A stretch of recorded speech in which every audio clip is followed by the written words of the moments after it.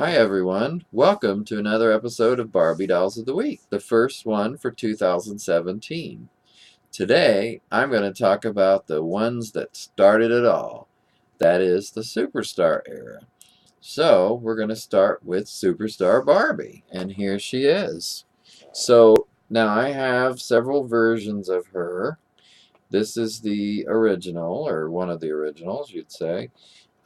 She's in that famous pink gown that we're fairly used to, those of us who are, used to these dolls. Um, Honestly, I have to be honest and say that this is not one of my favorite Superstar dolls. It's a classic, and I like it, but I just like some of the others better, in the later years after this. But this is simplicity, and it's a great doll. I do think the hair could have been slightly better. The gown I like a lot, especially for that time period. And of course, I love that she has a necklace. She does have the small post earrings that are so popular during that time frame, as well as the pendant earrings that I like better. And of course, this boa. Now there's a repro of this from the, I believe that was the 50th anniversary where they came out with all the repro dolls. And I do have the repro. I believe I've shown her once before. But I didn't bring that one in today because I want to focus on the originals. And this repro, by the way, the repro comes with the black dress that also has the black boa similar to this, which I have on another doll over there. So I'm going to take her off the stand briefly. And Betty's making a little appearance in the back there. You can see her tail now. This dress does have a rip in the back, just from, age and how it was handled with the previous owner or one of the previous owners. I don't know how many there were. It does still have a metal snap.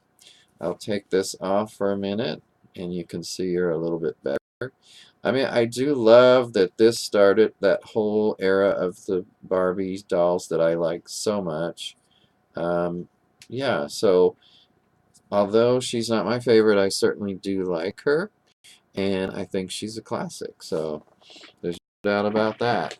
Now, here's another version I have of that doll. This is one that I got before the other one, and of course I have her dressed in a more modern Barbie outfit from one that you guys might recognize. She has, to me, it seems her hair has been cut a little, at least, and it was in this, wraparound type, um, I forget what you call those, but rubber band-like thing with glitter on it. So this is something that, although I would have liked to take it off, the hair is sort of up like that anyway, so I just left it for now. I wanted to try her in a different kind of dress, and, this is a more 90s look, so I did. And she's in pretty good shape overall. Now, you notice she does not have the post earrings, and she does not have the necklace. Those were not with her when I got the doll. We take her off here briefly, if I can get this off. That thing is not wanting to cooperate. There it goes. Okay, so let's pull that skirt down just a little. Okay, it's a little more presentable. Here she is. And, the hair to me is a little uneven. I don't know if that's because of the way it was cut or what, but, over here is obviously shorter than this part. So, um, but, when you compare the two, you see that the faces are very similar. Now, my understanding is, and I'm not an expert in this, but that the Superstar doll itself was made more than just one time or one year.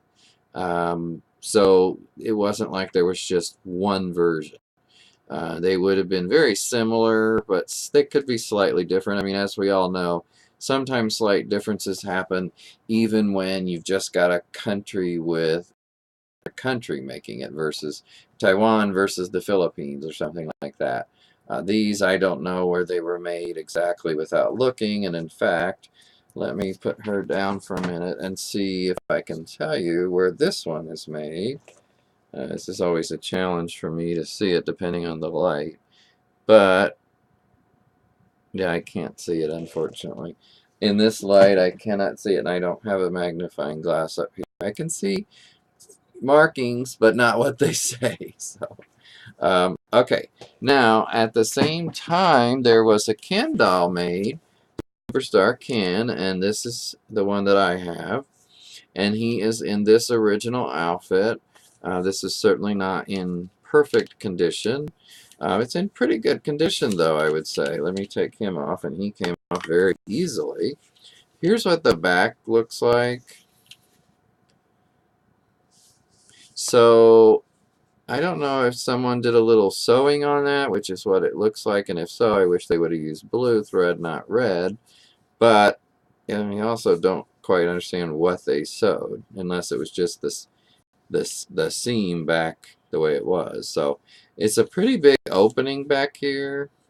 Yeah, I don't know if there's something missing, like a snap would have been nice right here. If somebody knows, I'd appreciate you telling me. This is a one-piece outfit that was popular back then, I believe, sometimes.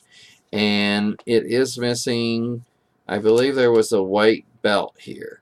So if anybody happens to have an extra white belt, I would be interested. I should look for that. He does have the white shoes. I don't know if his shoes were originally white. I'd have to look that up. But I thought they looked good, and I believe I put these on there. So that's why, because I thought they went well with the outfit. Although it could have been black. Because he, I believe, had a white belt, I thought the white shoes would be appropriate. Otherwise, believe me, I would have not put white shoes with a blue outfit. That's just not something I appreciate. But I think it was the way the doll would have been, perhaps. So, this is Superstar Ken. I don't know if I mentioned, but these would have been around 77. And like I said, I think they were manufactured in more than 1 year, at least the Barbie. So maybe 78 as well. And somebody correct me if that's not quite right.